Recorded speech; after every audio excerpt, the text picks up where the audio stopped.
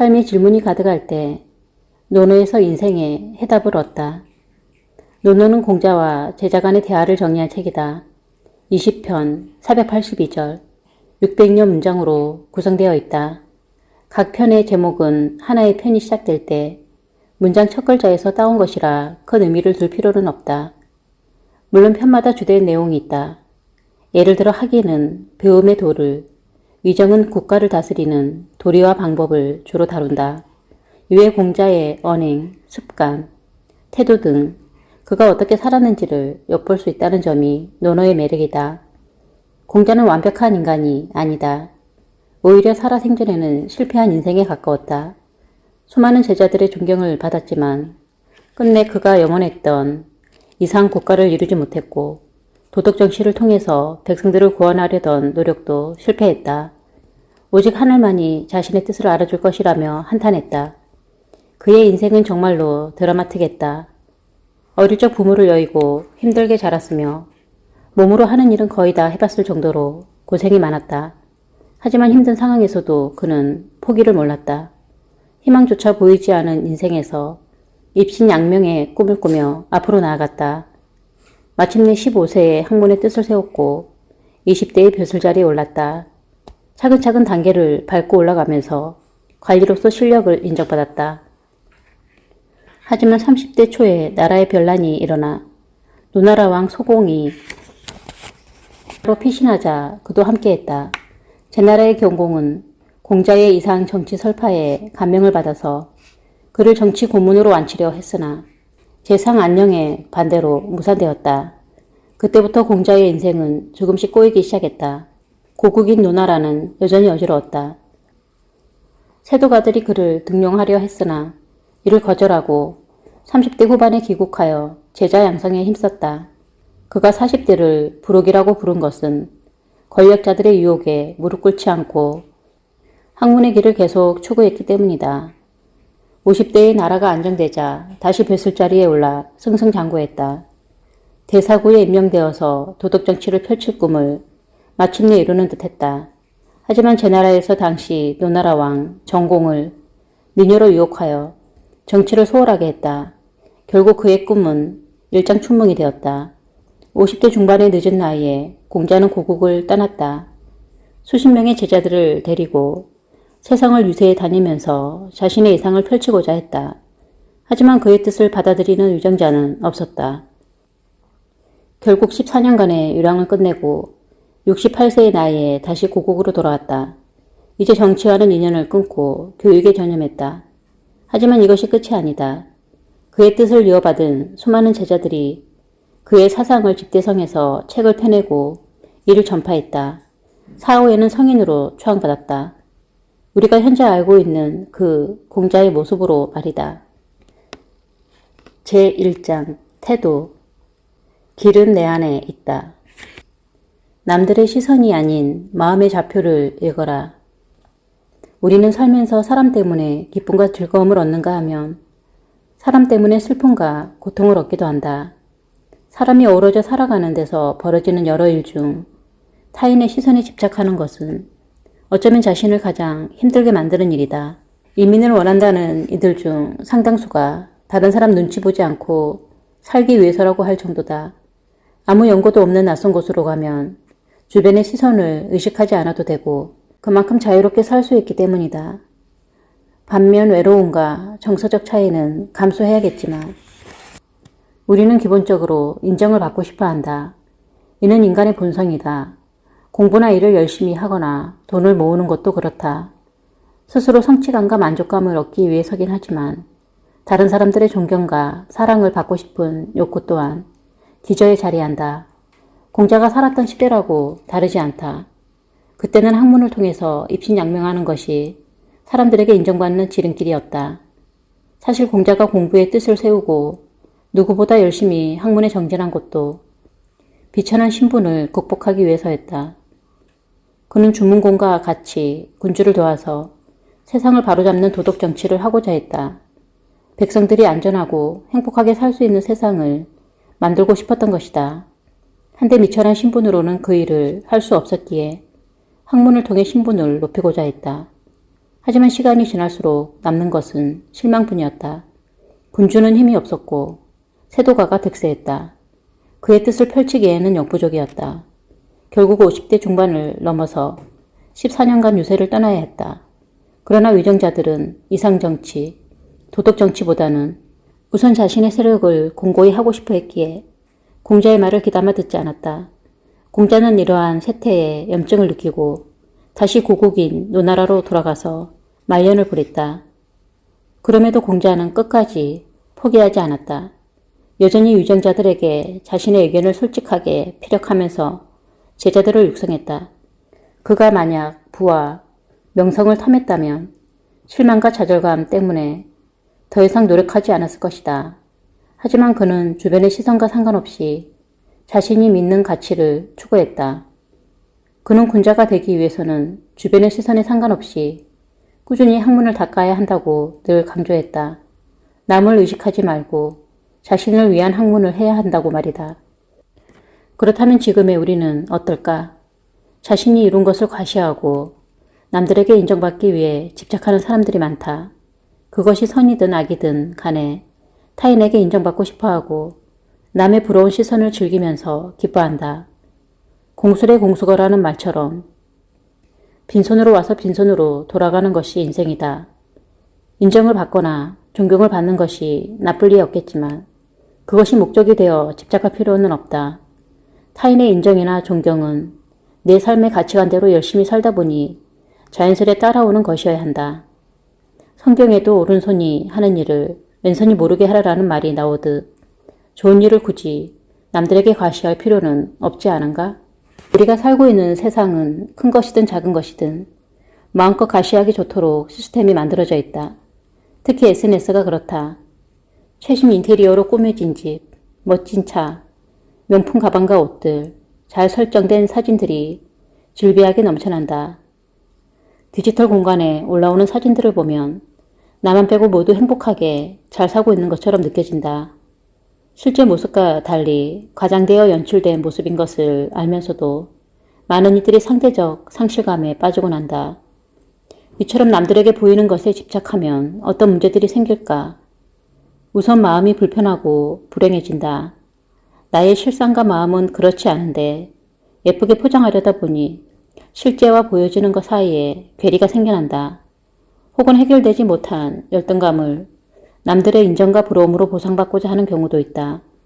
그러나 외부에서 주어진 환호나 부러움이 나의 열등감을 없애주지는 못한다.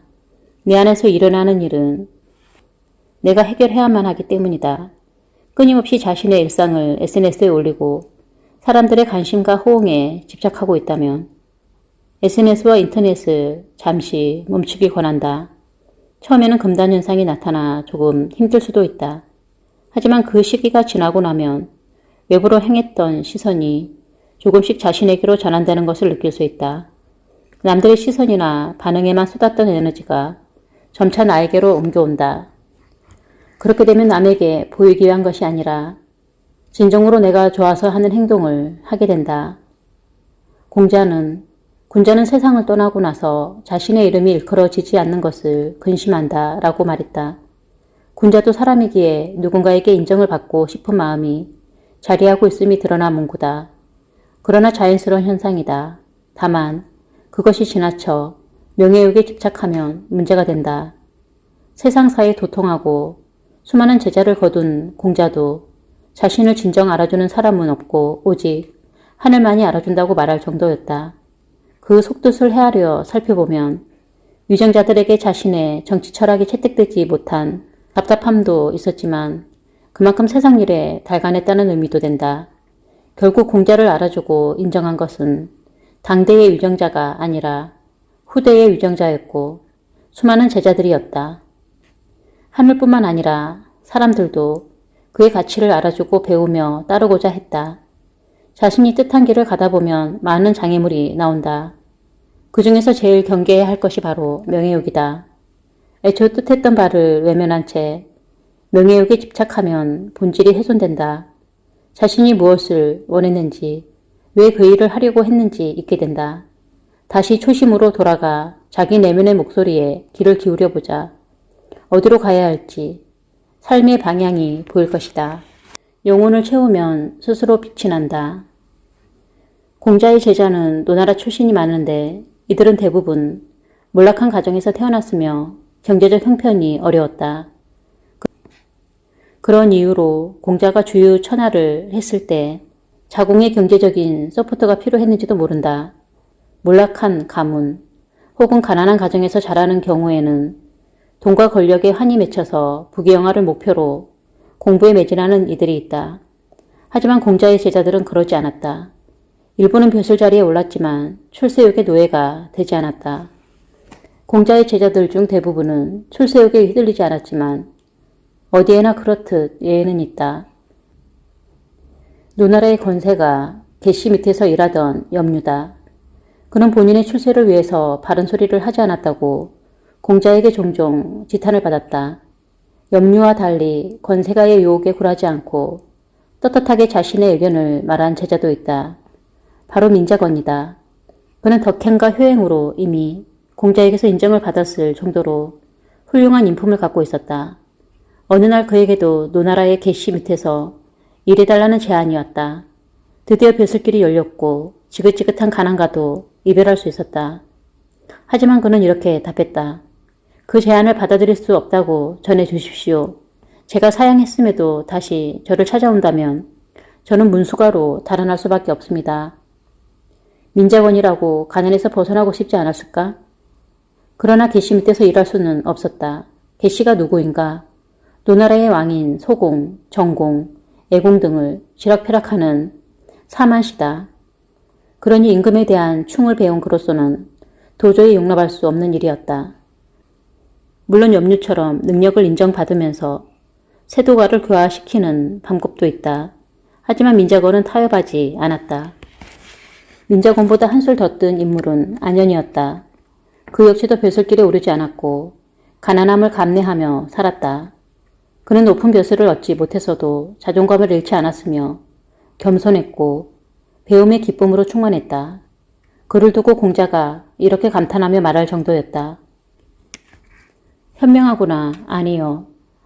밥 한 그릇과 표주박 한 개에 담긴 마실 것으로 궁벽한 마을에서 사는 근심을 다른 사람들은 감당하지 못하는데 아니는 그 즐거움을 바꾸려 하지 않으니 현자로구나. 아니요. 공자가 이렇게 감탄하는 데는 이유가 있었다. 공자는 음식에서도 자기만의 도를 중요시했다. 회는 가늘게 썰어야 하고 고기도 바르게 잘라야 했다. 그 외에 상태가 좋지 않은 음식은 아예 입에 대지 않았다. 물론 건강을 위해서 그랬겠지만 안현의 소박한 식사와 비교하면 꽤 풍족했던 것이 사실이다. 예전에는 자신이 믿는 가치를 위해서 물질적인 부와 명예를 포기하는 것을 높게 평가했다. 이를 명예롭다고 칭송했다. 하지만 지금은 어떤가? 값싼 옷이나 음식을 부끄러워하고 좋은 차와 명품 가방으로 과시하려 든다. 물질적인 부나 외적인 화려함으로 자존감을 높일 수 있다고 착각한다. 사실은 그렇지 않은데 말이다. 우리는 지금 그 어느 때보다 물질적으로 풍요로운 시대에 살고 있다. 하지만 끊임없이 소비하고 소유해도 상실감을 느낀다. 채워도 채워지지 않는 공허함에 시달린다. 그런가 하면 물건의 소중함을 잊어버린 채 쉽게 사고 쉽게 버리기도 한다. 이 모든 것이 소비와 소유에서 자신의 존재 의의를 찾으려 하는 거짓된 욕구 때문이다. 이와 관련해 린치필에는 다음과 같은 이야기가 나온다. 단 2세대 만에 소비 문화는 완성되었다. 이 세상에 전혀 존재하지 않던 생활 양식이 생겨난 것이다. 남을 따라 물건을 사는 행동은 우리가 타고난 유전자 자질이 아니다. 최근에 만들어진 욕구일 뿐이다. 우리는 만들어진 욕구에 의한 끊임없는 소비의 반복을 하고 있다. 쇼핑이나 소비 자체를 부정하자는 게 아니다. 소비가 또 다른 소비를 부르며 쇼핑 중독에 이르는 것을 경계해야 한다는 말이다.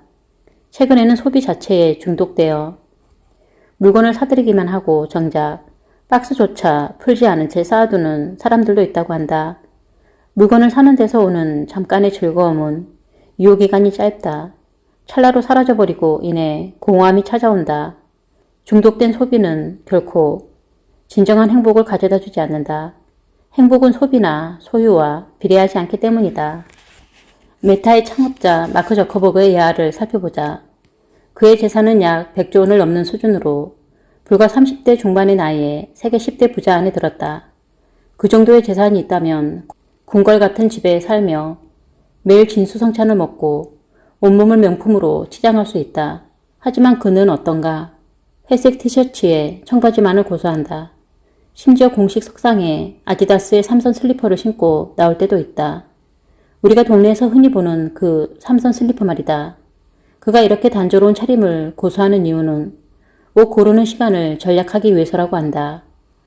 옷 고르는 시간을 줄여 보다 가치 있는 일에 자신의 시간을 쓰기 위해서다.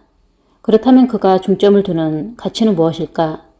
메타의 다음 미션에서 그 의미를 유추할 수 있다. 공동체를 형성하고 사람들에게 세상을 더 가깝게 만들 수 있는 힘을 준다. 한마디로 이 세상 어디에 있든지 가상의 공간에서 공동체를 만들고 사람과 사람을 연결해주는 플랫폼이 되겠다는 의미다. 그는 이러한 가치를 위해서 작은 것을 포기했다. 그리고 차후 메타 지분의 99%를 기부하겠다고 선언했다. 기업이 벌어들인 돈을 혼자 소유하는 대신 공동체에 기부해 더 많은 이들과 나누겠다는 뜻이다. 공자 역시 험한 욕구 대신에 진정한 욕구를 찾고자 했다. 바로 배움의 욕구다. 공자의 또 다른 제자 자로도 마찬가지다. 그는 아무리 해진 헌 속옷을 입고 서 있어도 여우나 담비 가죽 옷을 입고 있는 사람과 서 있어도 늘 떳떳하다고 했다. 어떤 옷을 입었느냐로 자신이 규정되거나 가치가 정해지지 않음을 알고 있기 때문이다. 우리 내면이 빛나는 순간은 언제일까? 그것은 영혼이 충만함을 느꼈을 때다. 책을 읽고 좋은 문장에 감화받아 그것을 반복해서 읽고 사색하면 영혼이 충만해질 수 있다. 집안을 깨끗이 청소하고 반짝반짝 빛나는 모습을 볼 때 행복을 느낄 수도 있다. 혹은 어려운 사람을 도와주면서 충만함을 느낄 수도 있다. 자신의 영혼이 충만해지는 순간은 각기 다를 것이다. 반드시 대단한 일이어야 할 필요는 없다. 작고 소박한 일이어도 괜찮다. 일상에서 힘을 얻고 행복을 찾을 수 있다며 말이다. 나만의 원칙과 소신을 지키며 산다는 것. 자공은 공자의 제자 중에서 가장 성공한 인물이다.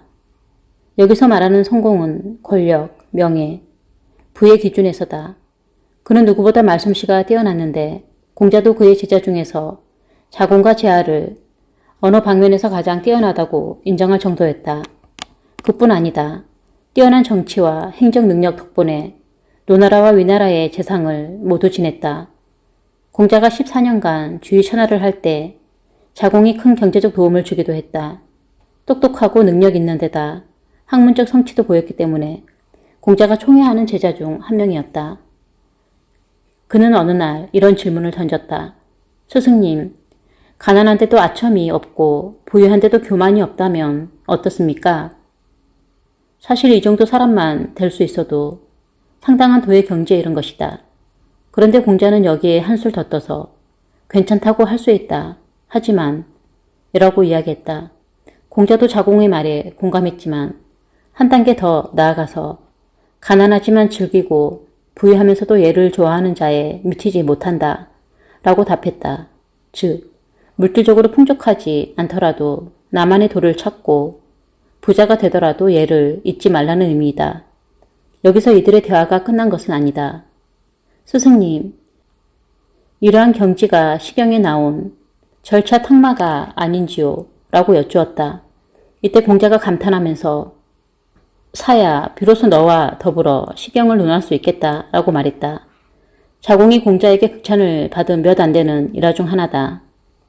가난하지만 즐거움을 잃지 않고 부자이면서도 얘를 좋아한다는 것은 매우 어려운 일이며 꾸준히 갈고 닦아야 다다를 수 있는 경지다. 많은 이들이 부자가 되고 싶어 한다. 그 어느 때보다 부에 대한 열망이 거세지고 있으며 어느새 가난한 것은 부끄러운 것으로 치부되는 세상이다. 아파트 평수나 연봉으로 서로를 비교하며 등급을 매기고 남들에게 미치지 못하면 열등감을 느끼며 신세 한탄을 한다. 열심히 일해서 돈을 벌고 알뜰하게 경제를 꾸리고 현명하게 재테크를 하는 것도 중요한 일이다. 그러나 다른 사람들의 부를 부러워하고 그와 비교해 스스로를 초라하게 여길 필요는 없다. 공자에게 부는 뜬구름 같은 것이었지만 그럼에도 정당하게 돈을 모으는 것에 대해서는 반대하지 않았다. 공자뿐 아니라 누구라도 그럴 것이다. 자기 능력으로 정당하게 획득한 부는 당당하다. 한데 중요한 것은 돈을 모으는 것보다 모은 돈을 어떻게 쓰느냐에 있다. 남에게 과시하기 위한 부는 예를 갖춘 것이 아니다. 나뿐만 아니라 남에게 베푸는 마음을 갖는 것, 그것이 부자의 예다. 그 대표적 예로 더 기빙 플래지를 들 수 있다. 전 세계 대부호들이 사회재산을 환원하기로 약속한 모임으로 가난하고 소외된 계층을 지원하는 것이 이 재단의 주 목적이다. 재산의 절반 이상, 최소 5억 달러 이상을 기부해야 회원으로 참여할 수 있다. 이 모임은 2010년 마이크로소프트의 창업자인 빌 게이츠를 포함해 40명의 가장 부유한 사람들에 의해 시작됐다. 이어서 전설적인 투자자 워런 버핏, 메타의 마크 저커버그 등 유명 인사들이 참여했다. 이미 200여 명의 부자들이 재산을 기부하기로 서약했고 약속된 금액보다 1조 달러를 넘었다. 하지만 이렇게 거창한 부의 환원만이 의미 있는 것은 아니다. 적은 금액이라도 얼마든지 기부활동에 참여할 수 있다. 나누는 것이 꼭 돈일 필요는 없다. 무료로 재능을 나눌 수도 있고 자원봉사 활동을 할 수도 있다. 내가 할 수 있는 방식을 찾으면 된다. 여기서는 기부를 중점으로 설명했지만 기부만이 도화예라는 의미는 아니다. 중요한 것은 나만의 삶의 원칙을 찾는 것이다. 도라는 말은 매우 다양하게 해석될 수 있지만 쉽고 간결하게 말하자면 마음의 길을 찾는 것이다 라고 할 수 있다. 예를 들어 행복에 대한 정의를 내린다고 해보자. 누군가는 남과 무언가를 공유하거나 가치 있는 일을 했을 때 행복을 느끼고 또 다른 누군가는 일상의 소소함 속에서 행복을 느낀다. S시리즈 벤츠를 타고 다니고 넓은 집에 살면서 그랜드 피아노를 칠 수 있다면 더 행복할 것이다. 하지만 그 행복은 가치관이 명확하고 자기 중심이 분명할 때 가능하다. 내면은 텅 빈 채 나를 과시하기 위해 축적한 부를 누리는 일은 행복으로 연결되기 어렵다. 따라서 먼저 나의 마음을 들여다봐야 한다. 내가 무엇을 원하는지 알아야 나의 길, 나의 도, 내 삶의 원칙을 찾을 수 있다. 남들이 좋다고 하는 길, 겉으로 멋있어 보이는 길은 나의 길이 아니다. 내가 진정 원하는 길은 내 마음속에 있다. 나의 길을 찾는 사람은 가난하든 부유하든 그 근본을 잃지 않는다. 다른 무엇에 기대지 않고 내가 나로 존재하기 때문이다. 산은 산이고 물은 물이로다라는 말씀을 남긴 성철 스님의 행적도 이와 같았다.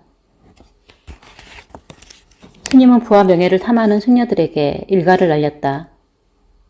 뜻이 맞는 다른 스님들과 봉암사 결사를 통해서 불교계를 쇄신하도록 노력했다. 심지어 권력의 정점에 있던 이들이 깊은 산속에 찾아와도 만나지 않고 돌려보낼 정도로 권력을 멀리했다. 평생 수행과 선한 영향력을 행사하고 세상을 떠났다. 남은 유품도 낡은 장삼, 지팡이, 삿갓, 노트, 볼펜 등이 전부였다. 하지만 그는 소박한 삶을 즐기고 여유를 잃지 않았다. 세상의 수많은 유혹을 멀리하고 자신만의 길로 나아간 것이다. 반면 그렇지 않은 사람은 자신을 잃고 방황할 수밖에 없다. 부에서 자신의 가치를 찾는 사람은 부가 사라지면 자신을 잃는다. 외적인 아름다움에 집중하는 사람은 나이 들어 빛나는 외모가 사라지면 존재의 의의를 잃는다. 그러나 자기 길을 찾은 사람은 어떤 환경에서도 자신만의 길을 통해서 나아갈 힘이 있다. 나이는 숫자 이상의 의미를 지닌다. 논어를 읽지 않아도 불옥과 지천명이라는 말을 많이 들어봤을 것이다. 이 단어들은 공자의 인생을 반추하면서 나온 이야기다. 공자는 가정환경이 좋지 않아 어릴 적부터 생활전선에 뛰어들었다. 수많은 육체노동 끝에 결국 배움이 필요하다고 느꼈고 마침내 15살에 학문의 뜻을 두었다. 많은 이들을 스승으로 삼아 공부하고 30살에 자립했다. 여기서 자립했다는 것은 자신만의 세계관을 세웠다는 의미다. 40살에는 주위의 유혹에 흔들리지 않고 학문에 정진했으며 50살에 하늘의 뜻을 알았다. 60살에는 남의 말을 잘 받아들여서 듣는 대로 이해하고 70살이 되어서도 정도의 길을 벗어나지 않았다. 나이는 숫자에 불과하다는 말을 종종 하지만 정말 그럴까? 사실 나이는 숫자 그 이상의 의미를 지닌다.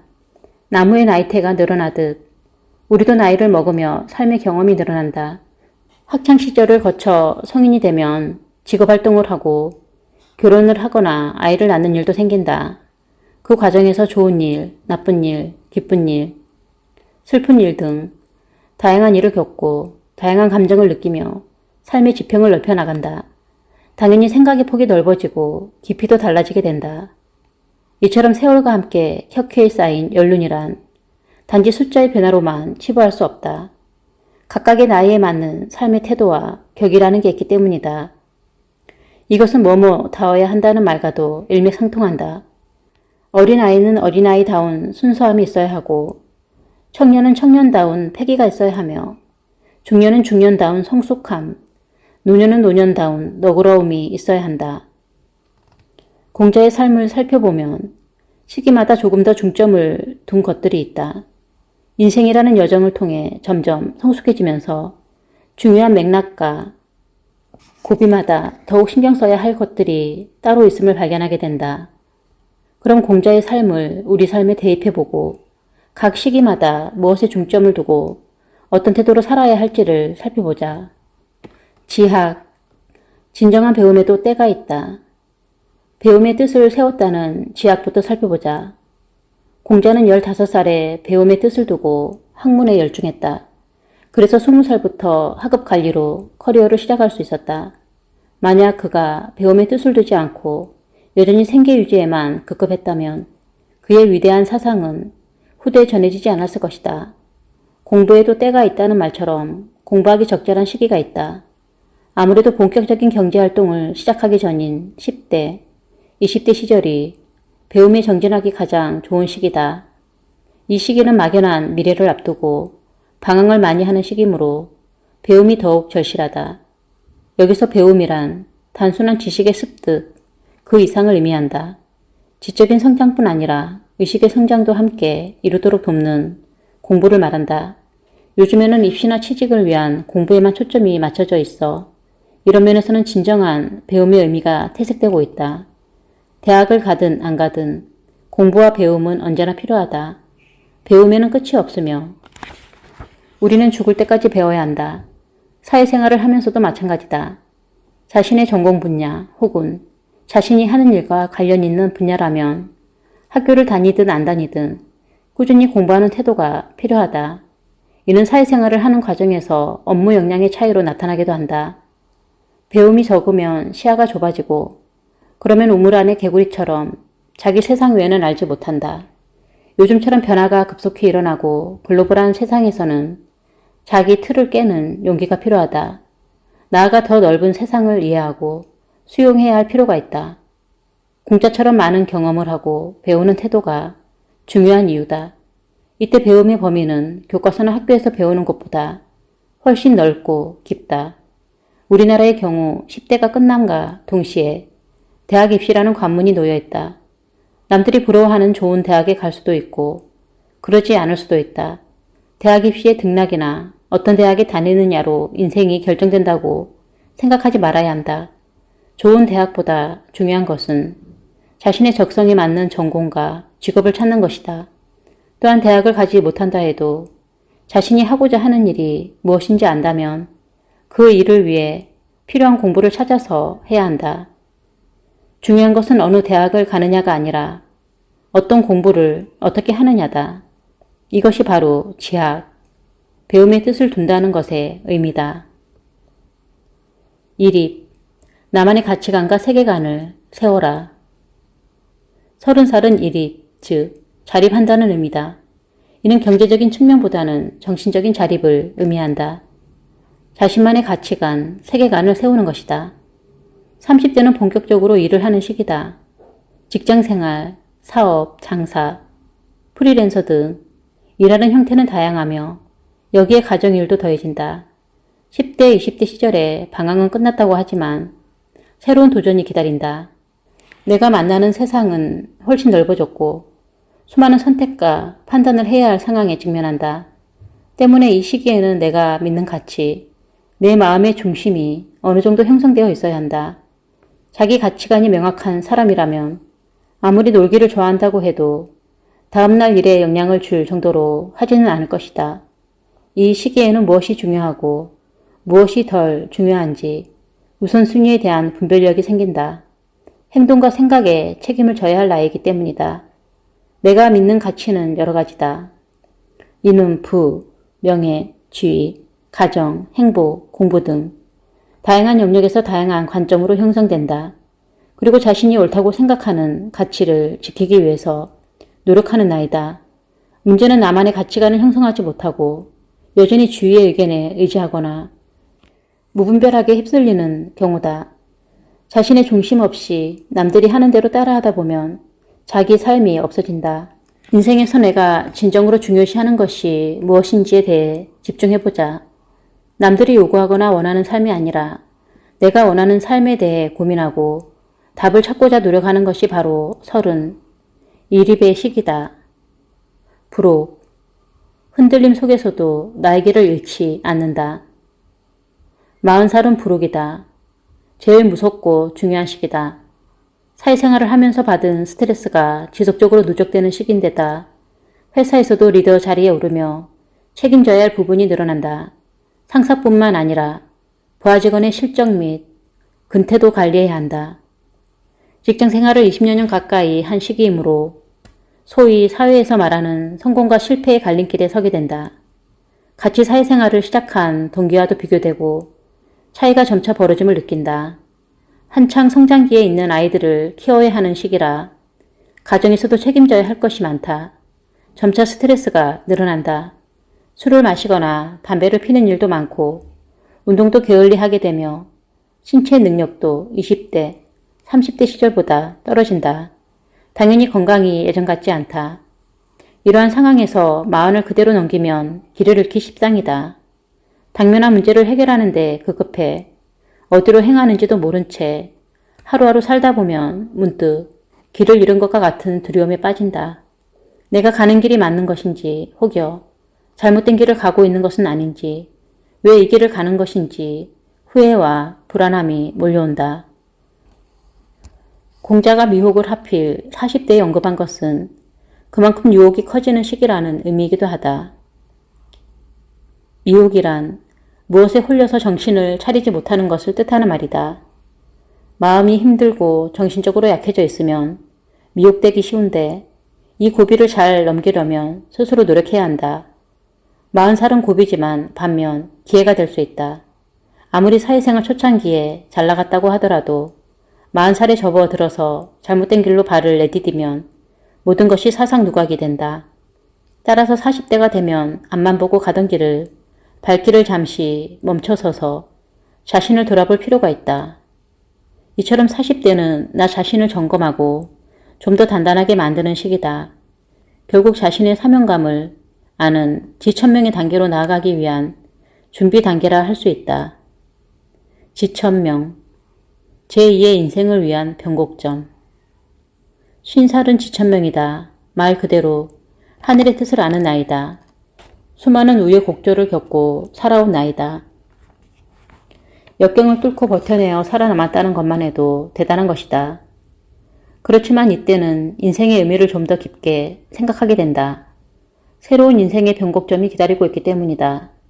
다른 일을 시작하거나 제2의 인생을 준비하게 된다.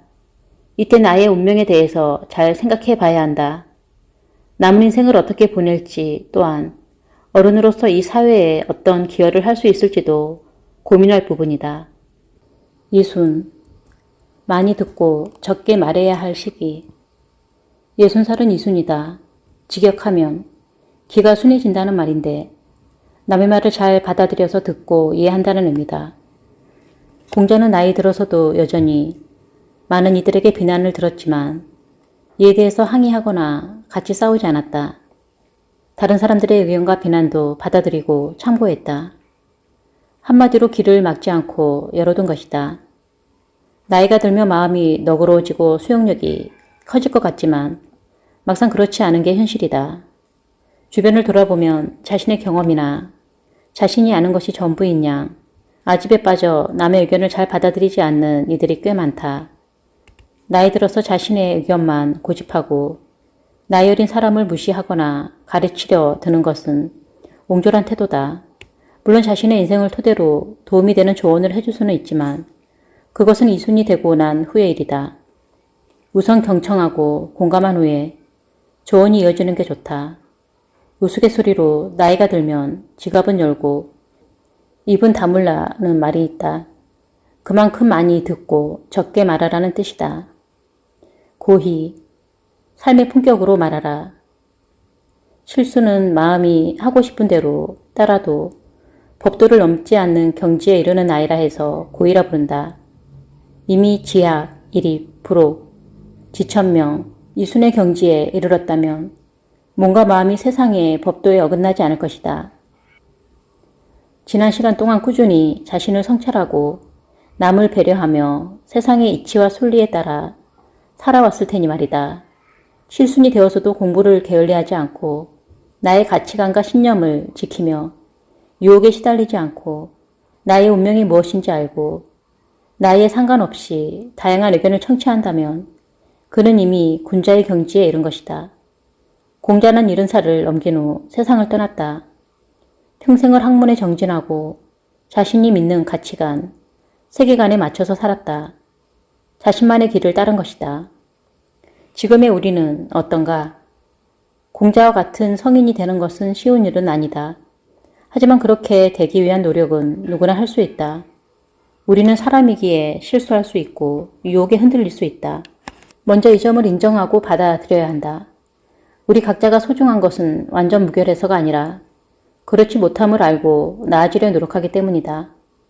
오늘보다는 내일, 내일보다는 모레, 조금 더 나은 사람이 되기 위해 노력하는 삶. 나이 들어가면서 자신을 사랑하는 만큼 타인도 사랑할 줄 아는 삶. 그것이 나이에 따른 격을 완성해가는 삶이다. 내가 싫은 일은 남에게도 강요하지 말라. 선은 용서하다라는 의미의 한자이다. 용서란 무엇인가? 지은 죄나 잘못한 일을 꾸짖거나 벌하지 않고 덮어주는 것을 말한다. 즉, 남의 처지를 이해하고 동정하는 공감의 마음에서 나오는 감정이다. 논어에서 서의 개념은 중요하다. 상대방의 처지를 나의 입장에서 생각하는 것으로 이는 인과예의 기본이기 때문이다. 서를 풀었으면 같을 여와 마음심이다. 남과 나의 마음이 같다는 의미다. 측은지심보다 더 근본적인 개념이다. 공자는 안연히 세상을 떠나고 나자 증자를 자신의 학통을 전수받을 수제자로 생각했기 때문에 그에게 자신의 뜻을 전달했다.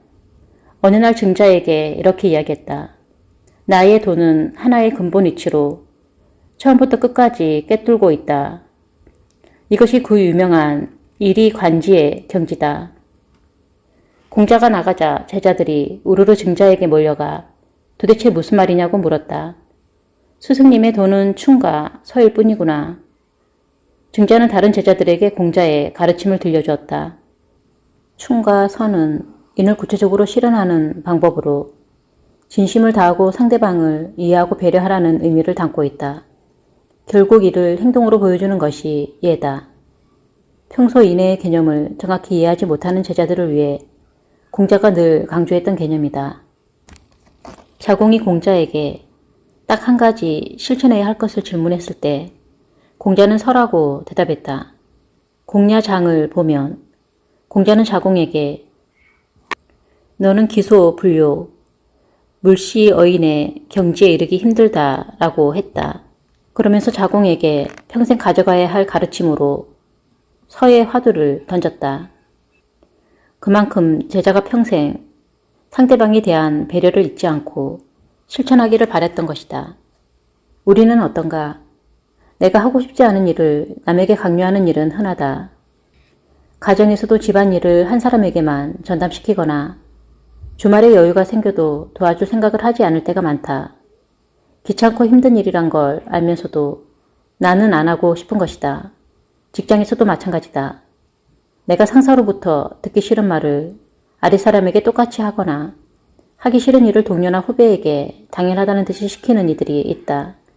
유독 쓰기 싫은 보고서나 분석을 다른 사람에게 맡기는 경우는 흔하다. 혹여 시간이 없어서 부탁하는 경우나 후배 역량을 키우는 것이 목적이라 하더라도 같이 참여해서 함께 고민해야 한다. 나만 편한 일을 하고 입으로만 지시를 한다면 그 조직의 사기는 떨어지고 선후배 관계는 종속적 관계로 고착화된다. 리더가 될수록 기소불욕, 물시어인의 정신은 중요한 자질이다. 한 사람이 힘든 일을 도맡아서 하면 다른 사람들은 편하지만 그 사람의 업무 능률은 떨어지고 회사 생활도 불행하게 된다. 그걸 뻔히 알면서도 모르는 척 한다면 리더로서의 자질이 없는 것이다. 집안에서도 마찬가지다. 부모는 TV 앞을 떠나지 않으면서 아이들에게 공부하라고 말하는 것은 무책임하다. 아이들이 공부하도록 만들려면 부모가 솔선수범해서 공부하는 태도를 보여야 한다. 나는 하기 싫지만 아이는 당연히 해야 한다는 마음부터 버릴 필요가 있다. 우리는 하기 싫은 일은 자꾸 미루는 경향이 있고 지위가 올라갈수록 그것을 다른 사람에게 시킨다. 이는 인간의 본능이다. 하기 싫은 일에 몸과 마음이 거부 반응을 보이는 것이다. 인간의 뇌에 있는 편도체인 아미그달라는 뇌의 이 부분은 자연스럽게 공포와 두려움을 피하게 한다. 이러한 본능 덕분에 인류는 위험에서 자신을 보호하고 생존할 수 있었다. 그런데 만약 모든 사람들이 이렇게 본능에만 충실하다면 이 사회는 어떻게 될까? 힘들고 까다롭고 책임져야 할 일은 모른 척 내버려 둔다면 자신이 편한 일만 하고 힘든 일은 모두 타인에게 떠넘기거나 회피할 것이다. 당연히 가정, 회사, 사회, 국가가 제대로 돌아갈 리 없다. 여기저기서 갈등이 일어날 게 뻔하다. 그렇기 때문에 누군가는 이성으로 이를 제어해야 한다. 하고 싶지 않더라도 때론 나서서 솔선수범을 해야 할 상황도 있다. 이것이 공자가 강조한 인의 정신이고 상대방의 입장을 이해하는 서의 정신이다. 무슨 일이든 이익을 취하기 전에 한 번쯤 역지사지의 정신으로 생각하고 다른 사람의 처지를 떠올려 볼 일이다. 내가 상대에게 곱슬거리고 싶지 않으면 상대도 내게 머리를 조아리길 바라지 말아야 한다. 2500여 년 전 예를 중시했던 공자의 가르침을 다시 한번 되새겨 보아야 할 때다. 진심과 정성을 다하면 누구라도 군자가 된다. 누구나 군자가 될 수 있다. 선택받은 특별한 사람만이 군자가 되는 것은 아니다. 그렇다면 군자란 무엇인가? 덕과 학식이 높은 사람을 군자라고 일컬는다. 군자는 덕을 쌓고 인을 실현한다. 이는 결국 사랑이다. 그러니 사랑을 베풀고 나와 남을 위하는 사람은 누구라도 군자라 할 수 있다. 학식의 의미는 배워서 얻은 지식이고 학문과 식견을 모두 통틀어서 일컬는 말이다. 학식과 학벌은 상관이 없으며 삶의 경험을 통해서 배운 것은 모두 학식이다. 성자가 된 청소부라는 책에서 저자 바바 하리다스는 완전한 자유를 얻으려면 욕망에서 벗어나야 한다. 나는 이제 평화의 바다에서 마음을 쉬리라 하며 자신의 깨달음을 전달했다. 이 청소부는 어떻게 성자가 되었을까? 이 책에는 청소부, 감자 농사꾼 등 다양한 직업을 가진 사람들이 각자 자신만의 깨달음을 얻는 과정이 잘 서술되어 있다. 주인공 자바는 천민 출신으로 청소부라는 계급을 대대로 물려받았다. 그는 부지런히 일해서 번 돈으로 장가를 가지만 친구의 유혹에 빠져서 마약 담배를 피우고 마약 담배를 구하기 위해 도둑질을 한다. 결국 죄책감을 이기지 못한 그는 가난한 사람들을 위해 봉사하는 것으로 속죄하려고 하고 나중에는 깨달음을 얻어서 성자가 된다. 특별한 사람만이 군자가 되는 것은 아니다. 책을 많이 읽었다고 군자가 되거나 학벌이 좋다고 군자가 되는 것도 아니다. 단 한 권의 책을 읽더라도 거기서 얻은 깨달음을 실천하고 사랑의 마음을 베풀 수 있다면 누구라도 군자가 될 수 있다. 공자의 제자 자하는 많은 공인은 작업장에서 자신의 일을 이루고 군자는 배움을 통해서 도에 이른다 라고 했다. 당시에는 신분제가 존재했기 때문에 맡은 일이 정해져 있었다. 공인은 물건을 만들고 상인은 물건을 팔고 선비는 공부를 통해서 출세하거나 자신의 도를 닦았다. 하지만 지금은 신분과 직업의 경계가 퇴색했으며 원한다면 무엇이든 할 수 있고 무엇이든 될 수 있는 세상이다.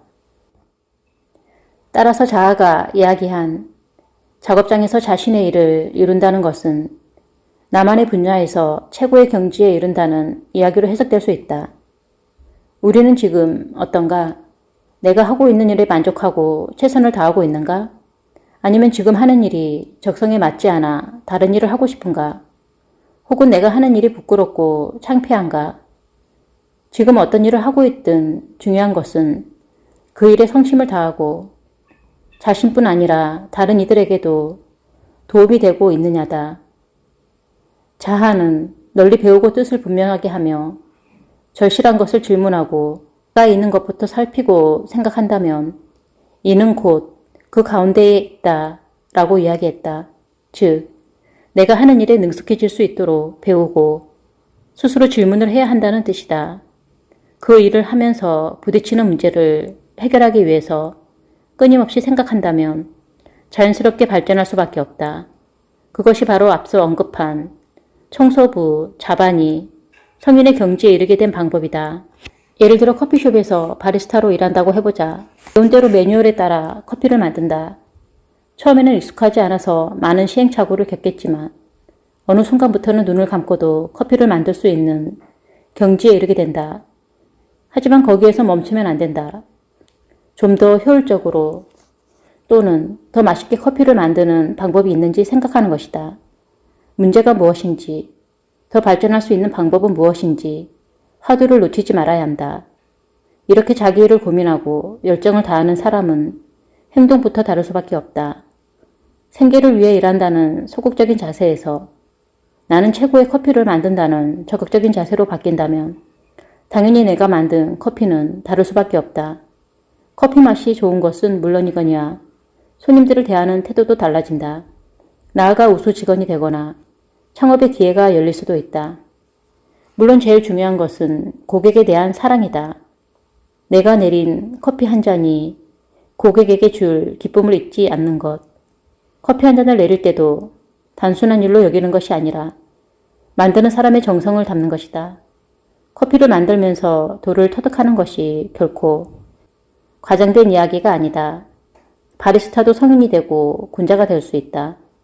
맛있는 커피를 만들어서 고객에게 감동을 준다면 결국 그 행복은 나에게로 돌아온다. 이러한 과정은 선순환되어 더 많은 사람에게 행복이 전파된다. 만약 커피를 만드는 일이 너무 싫지만 생계를 위해 마지못해서 한다면 그 일은 재미없고 심지어 고통스러울 것이다. 당연히 커피에도 그러한 마음이 들어가고 맛있고 정성스러운 커피가 만들어지지 않는다.